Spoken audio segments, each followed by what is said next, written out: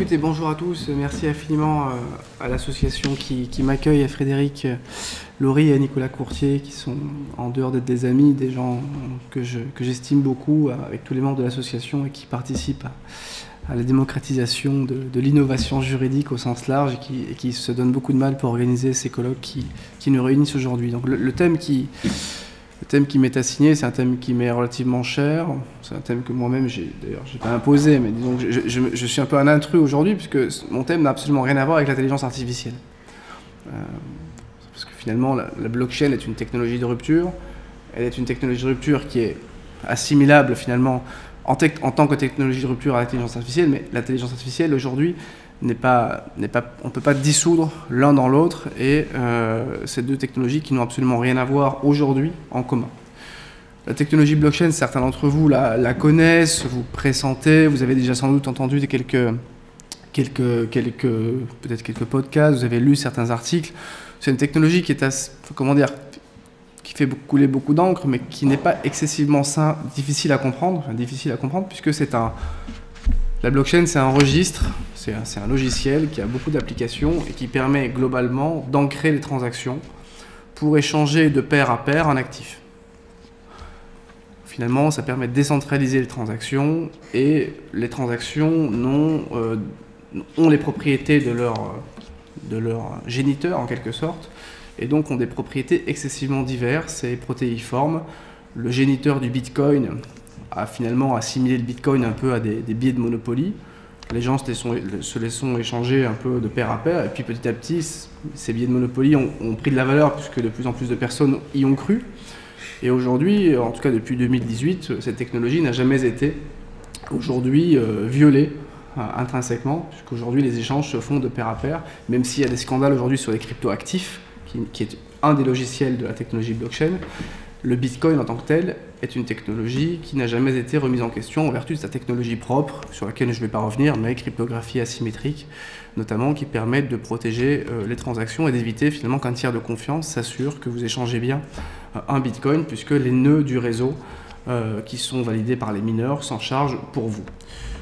Je vais aujourd'hui commencer par vous dire, d'abord de façon très personnelle, comment nous sommes tombés entre guillemets dans la marmite.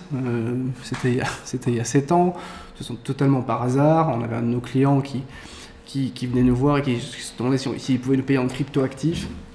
Il y a 7 ans, c'était totalement exotique. Je me suis renseigné, on s'est dit, écoutez, est-ce qu'on accepte les espèces si on les déclare? Oui. Est-ce qu'on accepte les poulets à Noël si on les déclare? Oui. Non, Nicolas dit non, mais certains confrères, oui. Est-ce qu'on accepte les tableaux en datation au paiement? Est-ce que c'est admissible déontologiquement? Oui. Et donc finalement, on s'est dit, écoutez, pas de difficulté sur le principe, à ce qu'on perçoive des honoraires en cryptoactifs sous réserve qu'on fasse la conversion et qu'on les déclare dans le bilan, dans la case comptable qui est assimilable aux cryptoactifs à l'époque. Et donc du coup, il y a eu un petit effet d'emballement. On a eu pas mal de propriétaires de cryptoactifs qui sont venus à l'époque, il y a 6 ou 7 ans, au premier boom du Bitcoin, avec à l'époque c'était plusieurs millions, dizaines de millions d'euros sur des clés USB, et se poser la question de savoir quelle était la qualification juridique de ces cryptoactifs, comment on allait les déclarer comptablement, fiscalement, et comment on allait pouvoir finalement convertir toute ou partie de ces cryptoactifs dans un établissement bancaire pour les accompagner dans le cadre de leur stratégie patrimoniale. Donc c'est parti de là. C'est parti basiquement de l'essor du Bitcoin, et on a eu à l'époque 150 à 200 clients qui étaient intéressés par ce sujet-là. Ça c'était à 6-7 ans. Il y a entre 5 et 4 ans, on a eu des clients qui sont venus nous voir pour finalement utiliser la technologie blockchain comme moyen de financement de leur activité. C'est-à-dire qu'ils ont réalisé ce qu'on appelle des ICO ou des STO, c'est-à-dire qu'ils ont émis des jetons avec le concours de tiers de confiance, comme des cabinets d'avocats. Ils ont émis des jetons qui permettaient aux détenteurs des jetons d'avoir des droits, qui étaient définis par souvent le livre blanc, le white paper en anglais. Et ces droits-là étaient divers et variés. C'était des droits parfois qui étaient assimilables à des titres en capital, à des droits de créance, parfois des titres de société, parfois c'était assimilable même à des titres en capital. Et on devait les qualifier juridiquement, trouver le lieu finalement le lieu géographique où ils pouvaient être en mesure de réaliser leur projet conformément à la régulation en place. Et on a vu arriver un certain nombre de projets où porteurs, finalement, avaient un projet qui n'était pas encore réalisé, souhaitaient émettre des jetons et les investisseurs pouvaient les acquérir, moyennant paiement, en monnaie fiduciaire ou en cryptoactifs.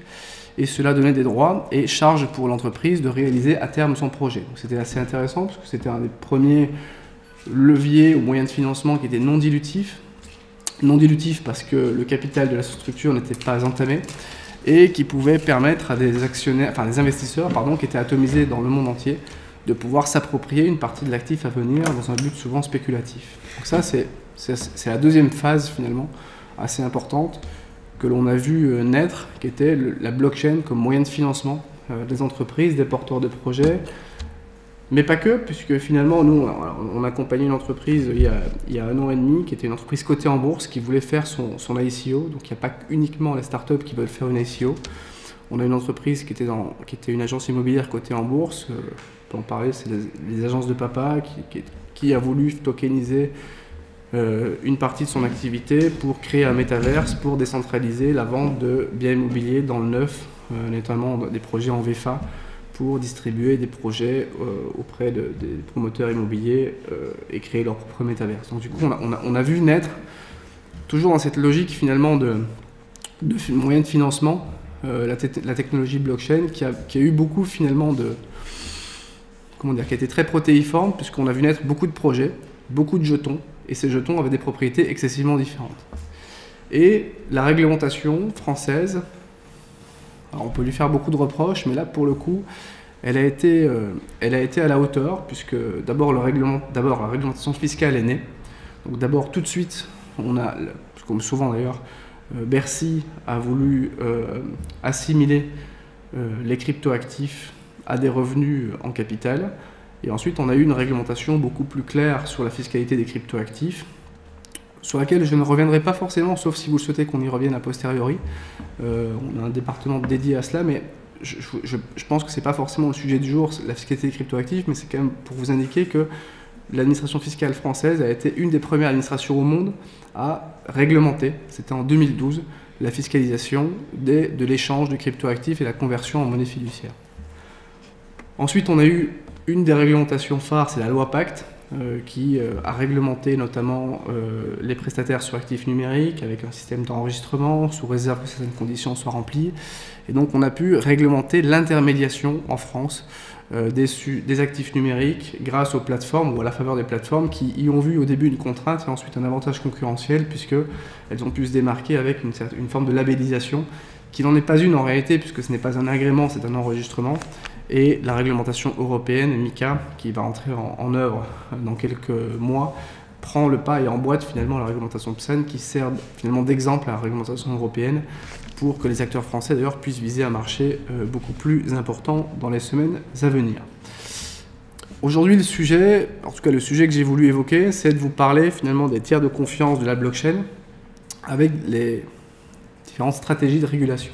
C'est un thème qui moi m'intéresse puisque on va parler, alors j'ai essayé de réfléchir à la façon dont je pouvais vous parler de ça pendant 15 minutes, puisque c'est le temps à peu près qu'il me reste pour vous expliquer ce sujet, avec un système de tableau à 3 entrées. Donc d'abord je vous parlerai des professionnels, donc des professions réglementées.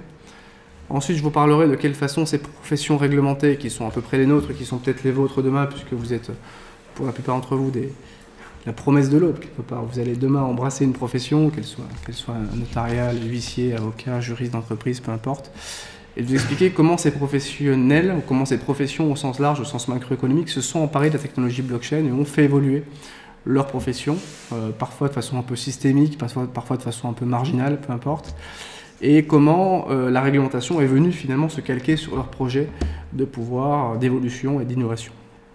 Donc ça, c'est mon sujet d'aujourd'hui et c'est le sujet de ma présentation et voilà, j'y suis. Donc, je ne suis pas un grand fan du PowerPoint, mais j'ai essayé d'en faire un. Alors, il y a 2 slides, hein, donc j'ai pas de notes et pas de PowerPoint. Donc du coup, c'est plus simple. Ça me permet de savoir avec vos yeux et vos regards où vous en êtes. Et puis, quand vous vous assoupissez, je passe au sujet suivant. D'abord, première profession, la profession des huissiers. Alors, est-ce qu'il y a des huissiers dans la salle? On peut en dire du mal? Oui. Bon. Non, c'est enregistré. Nicolas me souffle à l'oreille, donc non. Non, les huissiers, voilà, c'est les commissaires de justice. Merci Frédéric. Alors, même si je suis enregistré, je prends le risque d'un procès en diffamation, puisque s'il y a bien une profession que vous n'appelez pas ou plus en tant qu'étudiant lorsque vous avez un dégât des eaux, c'est bien les huissiers, alors qu'il serait bien utile, puisque le juge souvent réclame ce genre de constat lorsqu'on fait des procès, parce que souvent, ils ont un taux horaire qui est supérieur au mien, que plus de 500 € de l'heure, hein, ça fait cher la photo. Et donc quand vous avez un petit constat d'huissier à faire dans votre appartement rue Bédaride qui fait 15 mètres carrés quand vous êtes étudiant, bah, souvent vous prenez une photo vous-même. Mais souvent ça vous est reproché par votre assureur, puisque vous dites, mais écoutez, est-ce que vous avez fait un constat d'huissier? Ben non. Et donc du coup les huissiers, alors certains d'entre eux, pour le coup, ont imaginé une solution qui est finalement un constat d'huissier V0, ou un constat d'huissier infra, qui finalement est un constat blockchain validé par un huissier. Donc c'est des solutions informatiques. Alors je ne vais pas citer le nom parce qu'à nouveau je suis enregistré, donc ça m'intimide beaucoup, mais peu importe, il y a 2-3 solutions aujourd'hui sur le marché qui permettent aujourd'hui de télécharger une application, de faire des photos et d'horodater sur la blockchain avec un système de hachage que c'est bien Cédric Dubuc qui est aujourd'hui vendredi rue du 4 septembre à 15h49 et qui fait la photo et que cette photo-là a bien été prise avec mon téléphone iOS avec le numéro d'identification. Ça n'équivaut pas juridiquement au certificat d'huissier, mais c'est en train, et on est en train de le faire passer d'ailleurs au sein de l'ENM et en sein de la magistrature comme étant susceptible d'être qualifiable de preuve ou de preuve renforcée pour vous permettre, dans le cadre de vos litiges ou dans votre litige d'assureur, de pouvoir justifier de votre sinistre. Donc ça c'est intéressant puisque c'est une profession réglementée, les huissiers, qui ont estimé que sur certains constats, ils n'étaient pas forcément mandatés et qui ont estimé qu'ils étaient aujourd'hui capables de créer une entreprise privée qui ressortait de leur monopole pour pouvoir permettre à des utilisateurs comme vous de pouvoir capter finalement des images et de les horodater sur la blockchain et qu'eux allaient enregistrer ces constats dans des constats blockchain qui sont horodatés par huissier. Donc c'est quand même assez intéressant comme système puisque le coût, on est entre 15 et 20 €. Donc c'est un coût qui est acceptable pour avoir une preuve qui est relativement renforcée et qui fonctionne quel que soit finalement le cliché. Vous pouvez très bien faire horodater la preuve d'un devis, d'une facture, ou quels que soient les événements. C'est quand même assez intéressant.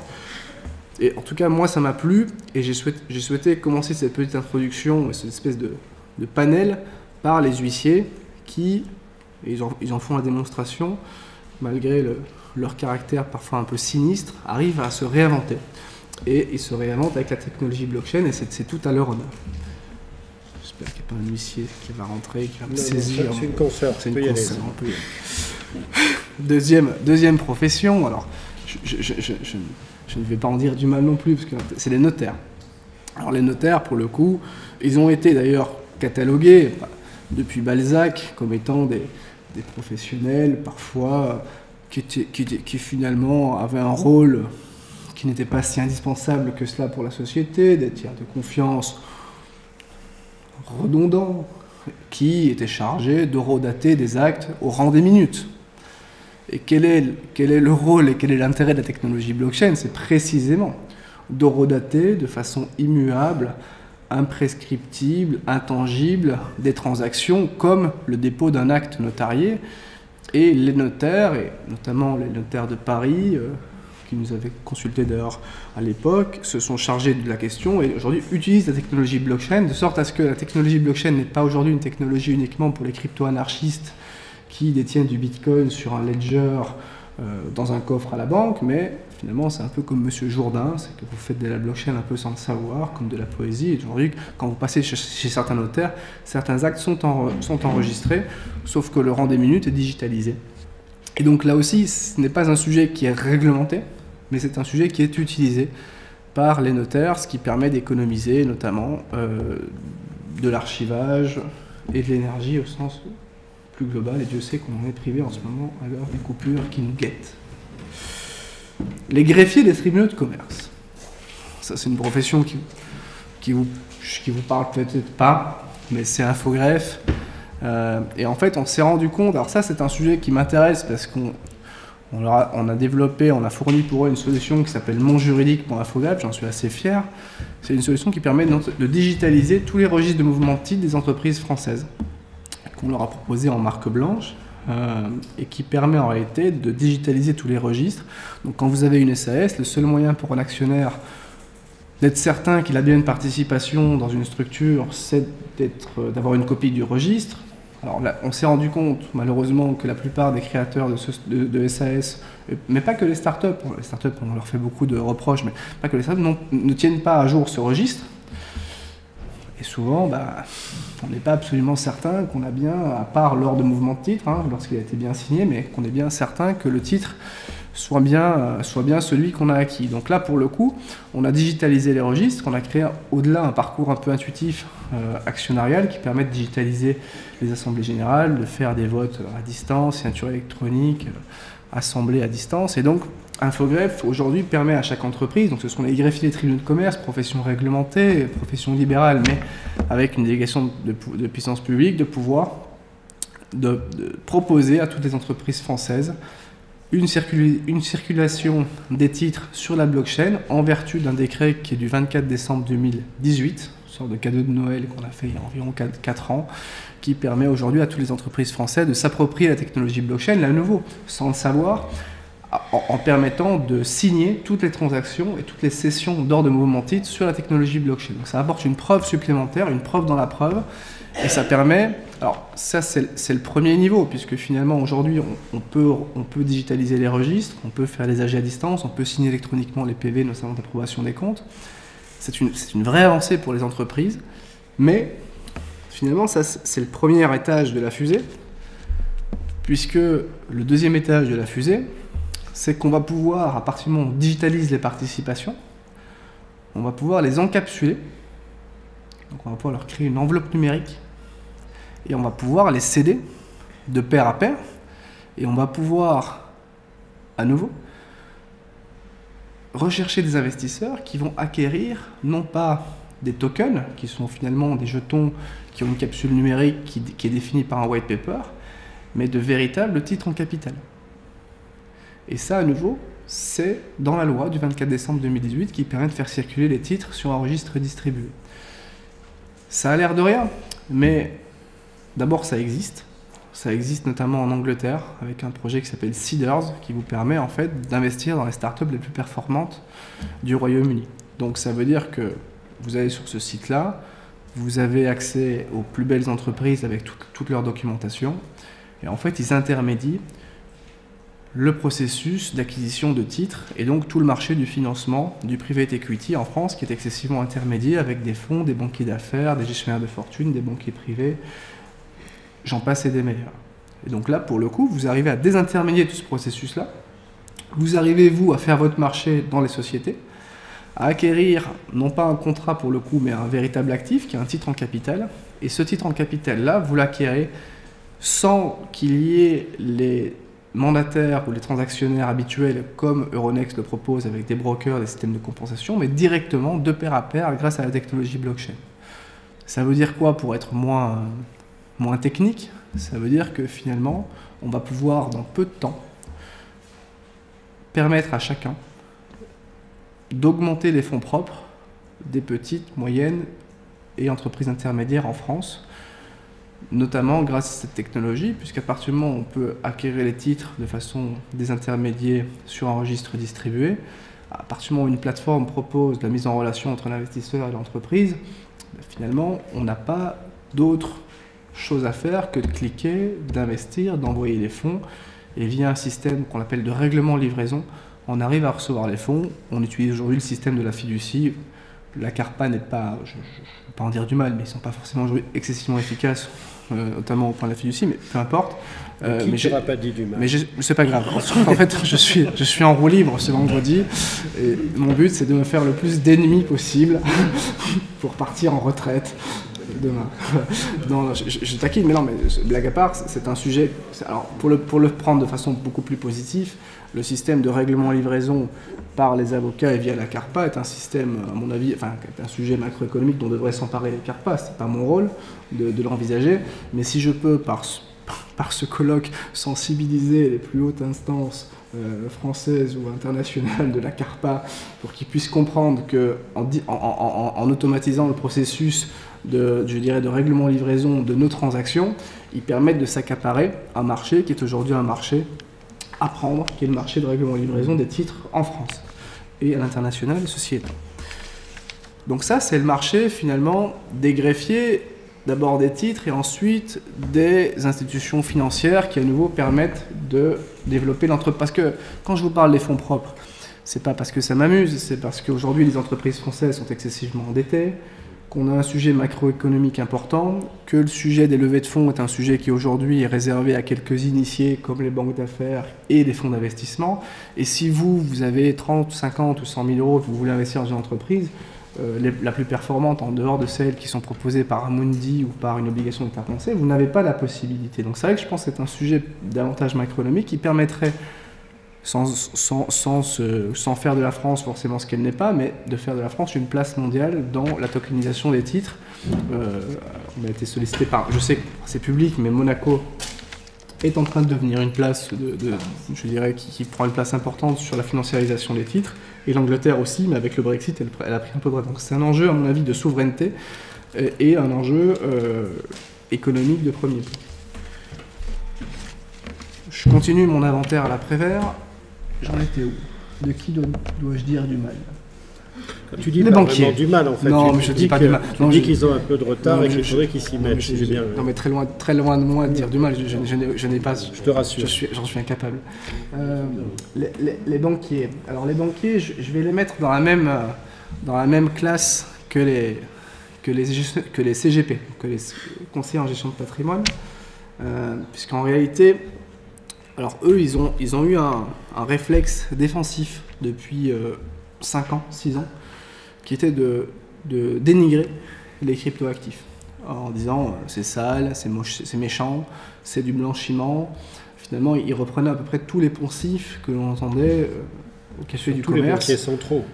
Et ils étaient effectivement appuyés par les banquiers centraux qui voyaient finalement une concurrence forte sur leur propre monnaie, qui était un argument de violation du périmètre étatique dont ils avaient la charge.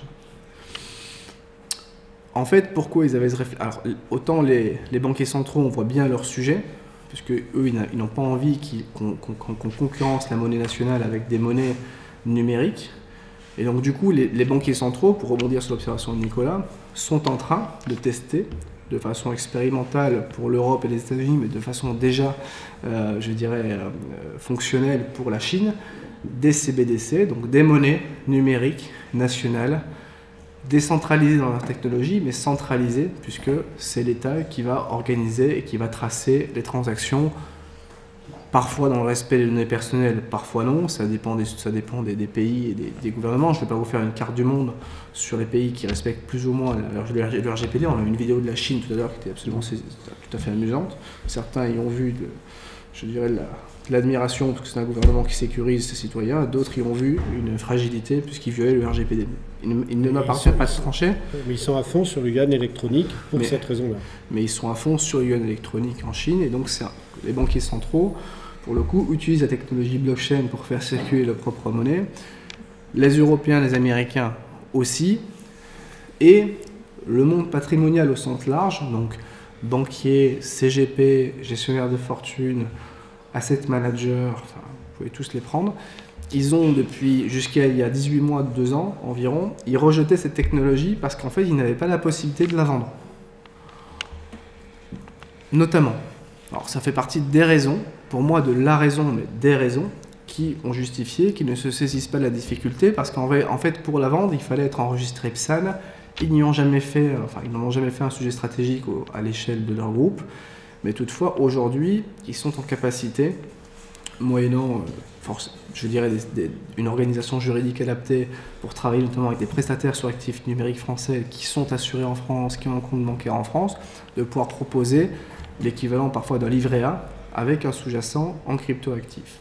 Et donc on voit arriver, et d'ailleurs c'est assez amusant parce que ça suit une triple évolution, d'abord du ridicule, ensuite à la crainte, ensuite à l'évidence, on a vraiment vu ce triptyque, je dirais, avancer dans le cadre du monde patrimonial, puisqu'aujourd'hui, dans toutes les conférences à peu près sérieuses, que ce soit Patrimonia, qui est un peu la grand-mecque des CGP, vous avez systématiquement 4, 5, 10 colloques sur les cryptoactifs, quelle allocation, quel CGP. Donc aujourd'hui, c'est totalement rentré dans leur monde, et ils sont en train de se saisir très sérieusement de la question, ce qui n'est pas inintéressant, puisqu'à nouveau, ça fait rentrer un peu dans la danse des acteurs qui sont régulés, français ou internationaux, mais régulés en France, et ça permet de comprendre, notamment, quel est le sous-jacent, nous, en tant que juristes, c'est-à-dire qu'est-ce qu'ils vendent, est-ce qu'ils vendent un livret A, s'ils vendent un livret A, à quelles obligations sont-ils sujets.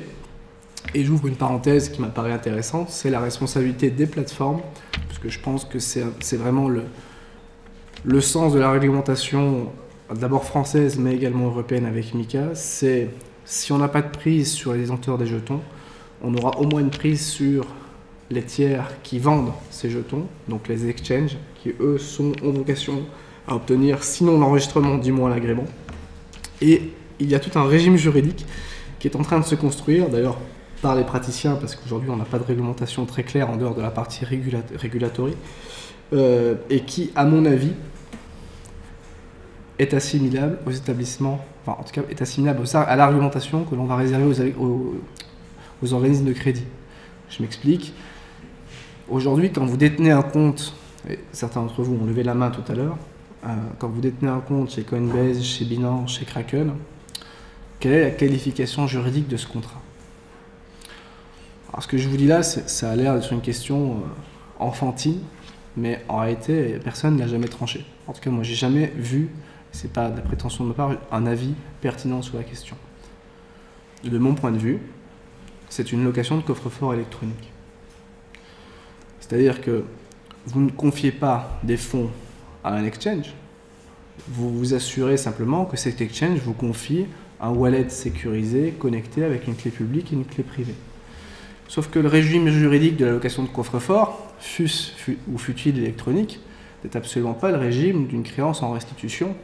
Et donc quand FTX fait faillite, et nous on en sait quelque chose au cabinet parce qu'on défend quelques investisseurs, ben on se pose la question de savoir si c'est une créance en capital ou une créance de restitution ou si c'est un contrat en cours. Alors c'est un petit peu différent. Et donc là finalement ce qui est intéressant c'est de voir que le régime juridique est en train de maturer, et il mature pour le coup grâce à nous. Pour le coup, je ne vais pas jeter des fleurs tous autant que nous sommes, mais si on ne s'approprie pas ces questions-là, bah, personne ne se les approprie. D'ailleurs, tous les journalistes, autant qu'ils sont, disent bah, il faut déclarer sa créance, il faut déclarer sa créance. Certes, mais si une banque fait faillite, ça peut arriver, c'est déjà arrivé dans l'histoire, et si j'ai un coffre-fort parce que j'ai mis des espèces dans la banque, je ne dois pas déclarer ma créance. Ils doivent me donner la clé, et s'ils ne me donnent pas la clé, je suis assuré, et ils doivent être assurés, et je perçois la somme qui est dans le montant d'assurance, parce que c'est une obligation de résultat, de restituer le coffre-fort numérique. Exactement le même débat, d'ailleurs, qu'on a eu avec OVH lors de l'incendie, lorsque les données ont été intégralement détruites. On s'est posé la question de savoir si si le contrat avec OVH n'était pas assimilable à un contrat de location de coffre-fort. J'avance, je suis en retard. J'avance vers la conclusion. J'avance vers la conclusion, donc je vais très vite. Donc, la GRASC, aujourd'hui, je ne sais pas si vous le savez, ce sont les saisies pénales. Aujourd'hui, on arrive à saisir pénalement des cryptoactifs. Les magistrats arrivent, dans le cadre de leur enquête, à mandater la GRASC pour saisir des cryptoactifs. On le voit très, très souvent. Je le cite, je ne vais pas en faire des tonnes là-dessus, mais ça me paraît intéressant de le constater. Étant précisé que la Caisse des dépôts et consignations est enregistrée comme prestataire sur actifs numériques, il fait partie des 63 acteurs enregistrés en France. Donc c'est intéressant parce que les cryptoactifs passent par là, et pour la petite histoire, ils délèguent leurs prestations à une entreprise qui s'appelle CoinHouse. Donc ils sont enregistrés mais ils délèguent. Ensuite, gestionnaire de patrimoine, j'en ai parlé, les assureurs.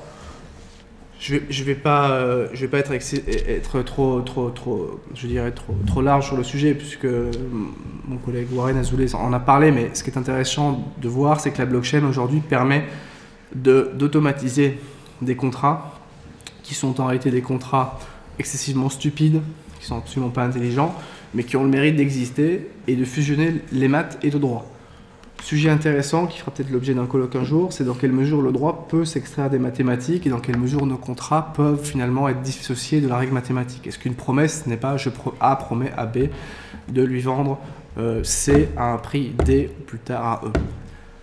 Question intéressante de savoir dans quelle mesure les ratios d'ailleurs rentrent dans le champ contractuel et dans quelle mesure on ne peut pas concevoir un langage qui soit tant compris par les juristes que par les codeurs. C'est d'ailleurs la dénomination, ce sont les contrats qui s'appellent les contrats ricardiens. Je le dis parce que personne souvent le connaît. Je trouve ça triste, ça me déprime. Et d'ailleurs, si vous voulez, vu que vous êtes parfois à l'aube d'une carrière, si vous voulez faire une thèse sur les contrats ricardiens, je suis prêt à, sans la sponsoriser, parce que ce n'est pas l'usage, mais en tout cas, je suis prêt à enrichir votre recherche de quelques... Donc voilà, je ne vais pas m'apesantir, parce que je vois que Nicolas, sans trépigner, m'invite à clore.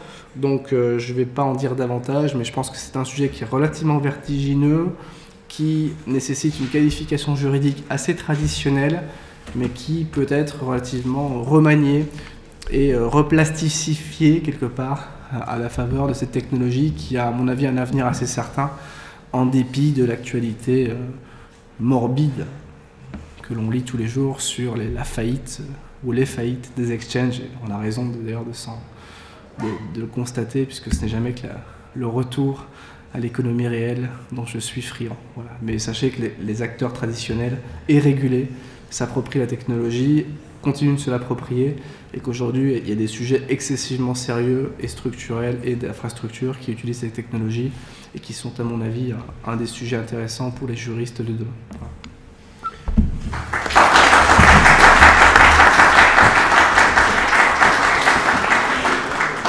Merci beaucoup, et je pense que vous avez vraiment eu de la chance d'entendre cette intervention parce que ce sont des problèmes qui vont croître et se multiplier. C'est vraiment les sujets de l'avenir. Donc l'inventaire, je ne vais pas laisser Cédric aller jusqu'au bout, mais l'inventaire est, à mon avis, tu pouvais mettre 3 petits points à la fin. Hein. Oui. Voilà.